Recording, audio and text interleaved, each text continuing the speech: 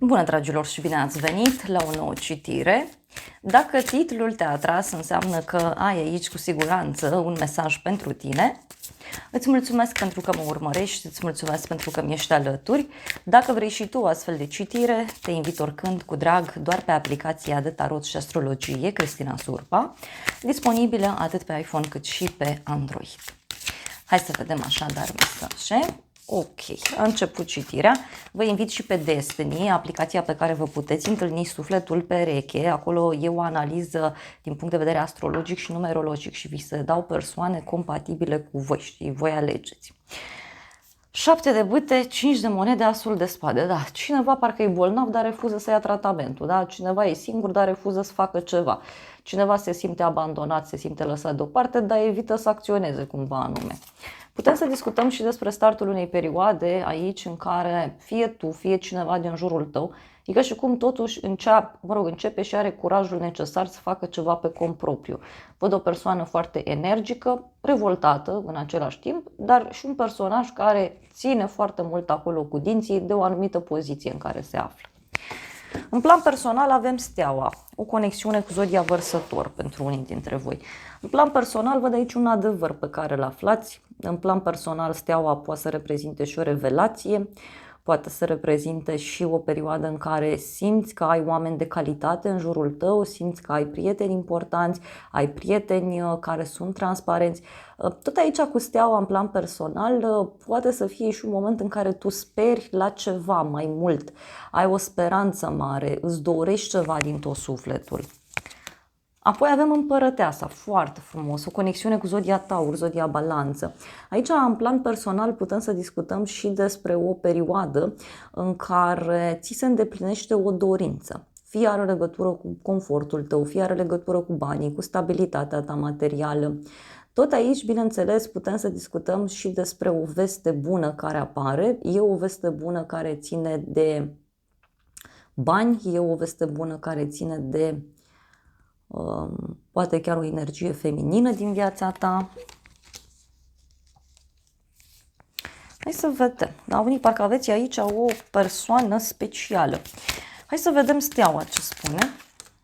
9 de monede, uite, da. 9 de monede, roata destinului. Deci e un moment în care te simți norocos sau norocoasă, te simți important sau importantă. Putem să discutăm și despre un noroc financiar pe care îl ai, dar pentru alții, eu m-aș gândi aici că este vorba despre o decizie pe care cineva o ia în jurul tău și e o decizie care pe tine cumva te propulsează undeva sus. Pentru alții e un moment în care riscați totul pentru independența voastră, pentru confortul vostru, pentru starea voastră de bine. Hai să vedem Împărăteasă ce spune. Turnul 9 de bâte. O femeie aici, nu știu, care e obosită, e plictisită, parcă e cineva căruia este teamă să-ți spună ceva, este teamă să se desfășoare. În alte cazuri, simt aici că e startul unei perioade în care tu ai ocazia să înflorești din punct de vedere personal, din punct de vedere financiar. Însă este o oarecare teamă, dar văd că până la urmă te vei deschide. Mai poate să fie și o femeie obosită, temătoare, care îți dă mesaj sau care vrea să se apropie de tine, care îți dă o veste bună. Mai vreau o carte.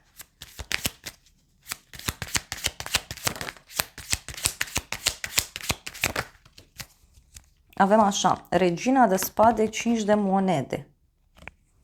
Da? Deci poate să fie ceva legat de o problemă de sănătate a cuiva. Poate pentru unii este vorba despre o femeie singură sau o femeie care decide să facă singură toate lucrurile. Mai văd, bineînțeles, și o legătură cu o zodie de aer, Gemeni, Balanță, Vărsător. Este clar că în plan personal ești într-o perioadă în care femeile predomină în viața ta. Prietene, persoane din familie, vecine, persoane importante, aș spune eu. Da? E o indecizie aici pe care o văd eu în legătură cu o schimbare. Și avem așa, Temperanța și 6 de spade, o legătură cu zodia Săgetător. Cineva care vrea împăcare sau cineva care vrea să plece undeva. Mai poate să fie vorba și despre o persoană care își dorește să se apropie de tine mai mult.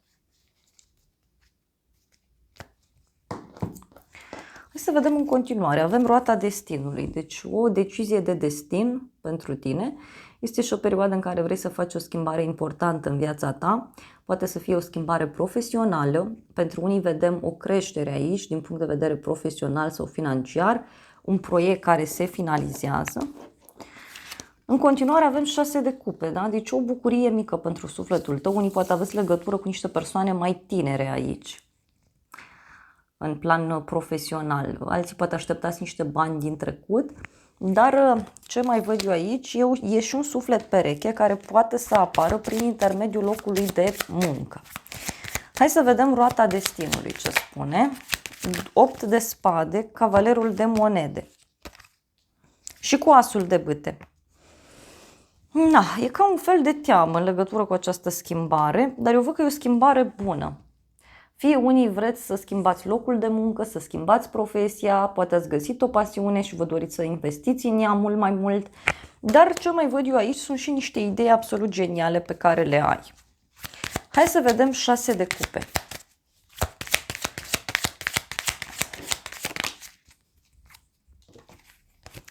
Avem așa, regina de monede, 10 de monede.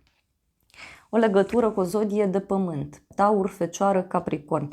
În plan personal, văd aici în plan profesional, văd aici o femeie care îți poate face un cadou, care îți poate face o bucurie. Poate să fie vorba și despre o femeie care își dorește să se apropie mai mult de tine din punct de vedere financiar.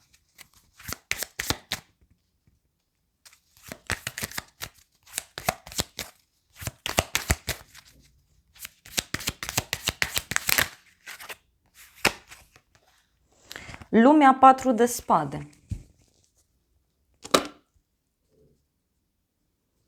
Poate să fie o împlinire. Unii e că și cum, nu știu, mergeți în vacanță, mergeți într-o călătorie, mergeți undeva să vă relaxați. Poate să fie și un succes foarte mare pe care îl ai, da? Care, uite, te poziționează undeva sus, ca o regină, da? Regina monedelor, regina banilor, regina abundenței.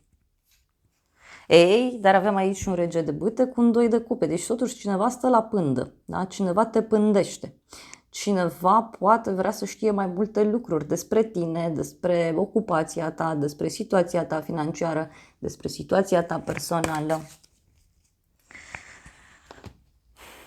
Hai să vedem ce spune și acest tarot.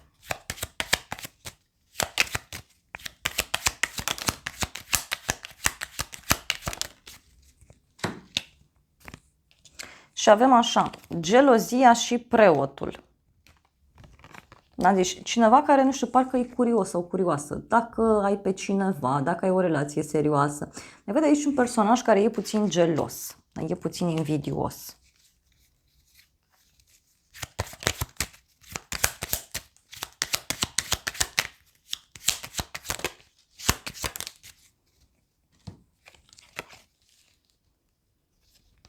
Inamicul și o bucurie neașteptată. În plan profesional. Deci poate e cineva care stă după colț și te pândește, vrea să știe programul tău, vrea să știe ce faci și uite, persoana aceasta e ca și cum vrea să te cunoască mai bine, da? Sau vrea să-ți sară în cale. Unii, nu știu, poate mergeți undeva să rezolvați un anumit lucru și acolo vă întâlniți fără să vreți cu această persoană. Na, poate să fie cineva din trecutul tău.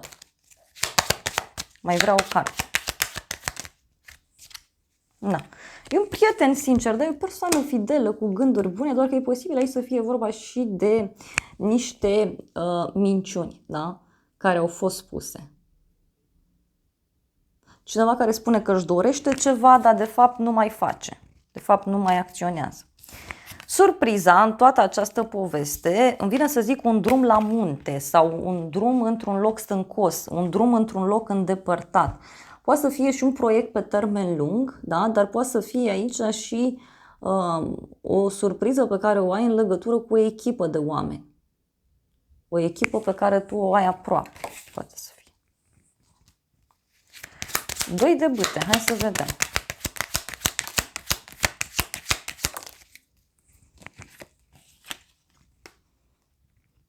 O pierdere și scrisoarea avem aici.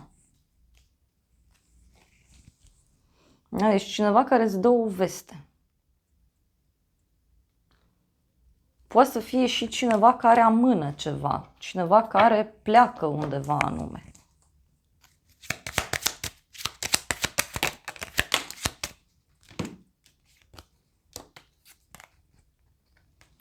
Gânditorul și văduva. Deci poate e o veste legată de partea profesională sau e ceva legat de un coleg de muncă, e ceva legat de o persoană suspusă.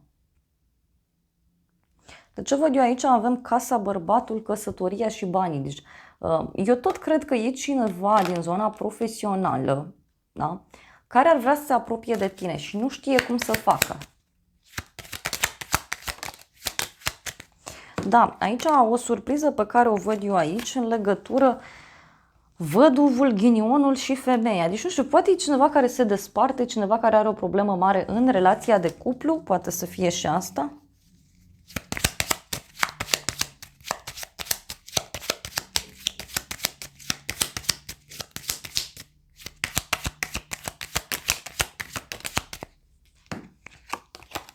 Avem bărbatul și banii.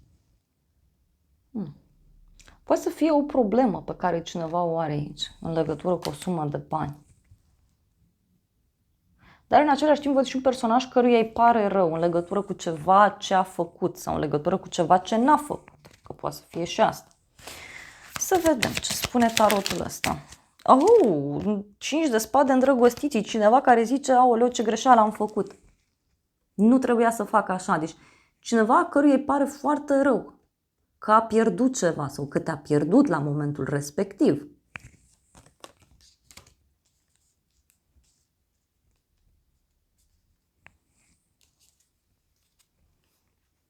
Și uite, parcă e cineva care vine aici și promite iar multe lucruri, dar persoana asta mai mult minte. Eu nu văd ceva stabil.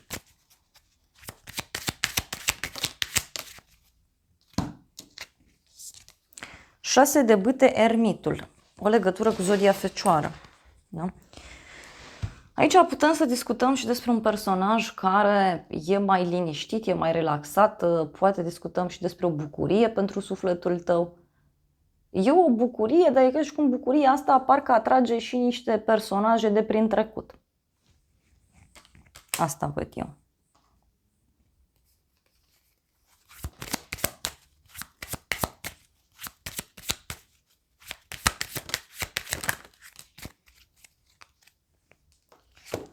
Spânzuratul, soarele, 10 de spade. O legătură cu zodia pești, zodia leu.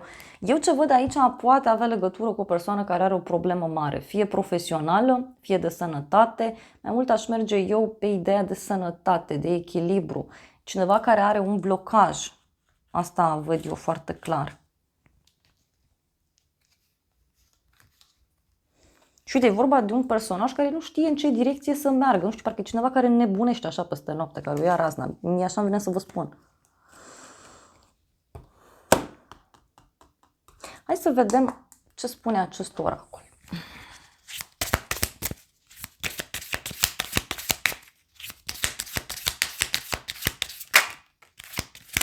TikTok, da? TikTok, ofrandă, da? Deci cineva se sacrifică. Sau a venit timpul ca cineva să plătească, da? Cu o ofrandă.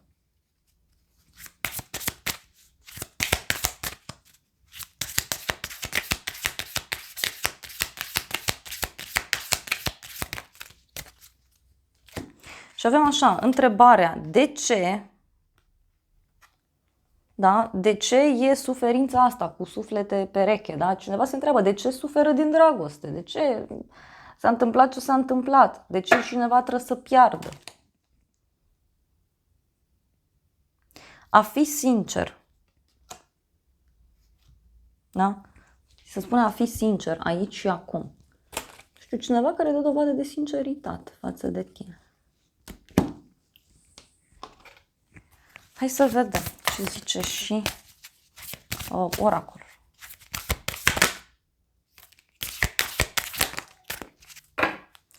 nimic nu e făcut din piatră, avem aici, și uită-te la imaginea mare, la imaginea de ansamblu. Asta te sfătuiește oracolul. Poate să fie și un adevăr foarte mare, da? Sau poate să fie momentul adevărului. Eu așa mai simt să transmit pentru unii. Că e ca momentul adevărului, da? Și că comunicarea e cheia și e un timp de vindecare. Doar că acest timp te scoate pe tine oarecum din zona de confort.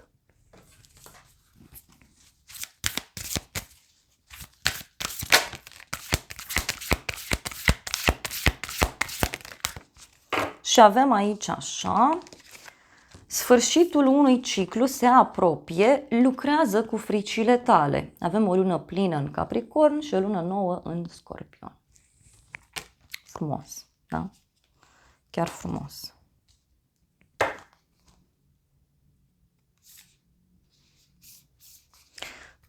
E cineva aici care simt eu că ajunge la o presiune maximă. Și eu așa cred că e cineva care are o părere de rău în legătură cu ceva ce a făcut în trecut sau poate ceva ce n-a făcut, că poate să fie și asta. Ia să vedem noi ce zice acest oracol. O relație karmică, da, niște sentimente care apasă butoane, resentimente, lecție, a lăsa și a te iubi pe tine. Avem o pasăre Phoenix, o nouă fază, o reînnoire, o transformare, o creștere, o schimbare. Da, eu cred că e ca și cum e un final karmic, da, într-o relație. Și e ca și cum nu mai e nimic de câștigat. Și atunci persoana asta dă dovadă de sinceritate. Mai vreau o carte.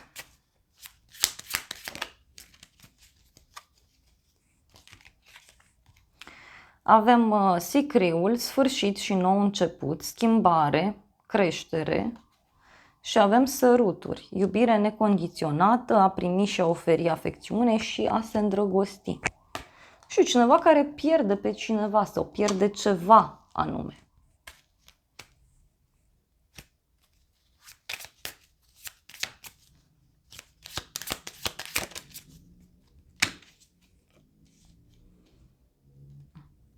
Deci e ca și cum cad niște măști de pe față. Da? Cad niște măști de pe față. În legătură cu cineva care are mai multe opțiuni sau în legătură cu cineva care nu se poate abține. Hai să vedem ce spune tarotul meu.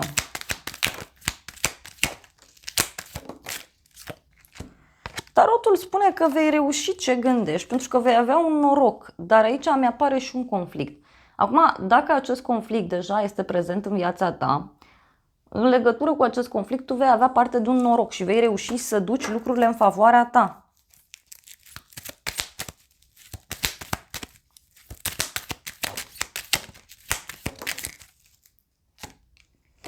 Și avem bărbat în vârstă, bani puțini și supărare și noroc mare. Adică un personaj care riscă foarte mult aici. Sau cineva care a pierdut ceva. A pierdut niște bani, a riscat.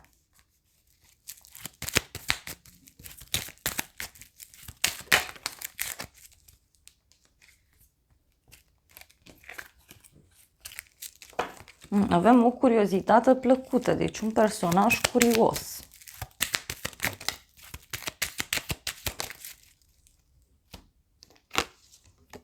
Proces și judecată și casă străină.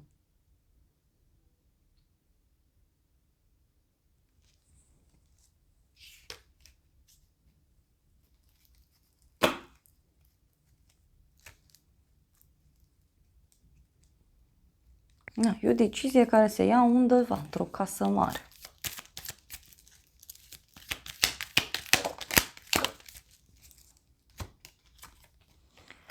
Te vorbește cineva de bine și lacrimi. Eu cred aici că e vorba de o persoană care vine înlăcrimată către tine. E cineva căruia îi pare rău în legătură cu o așteptare, cu o pierdere.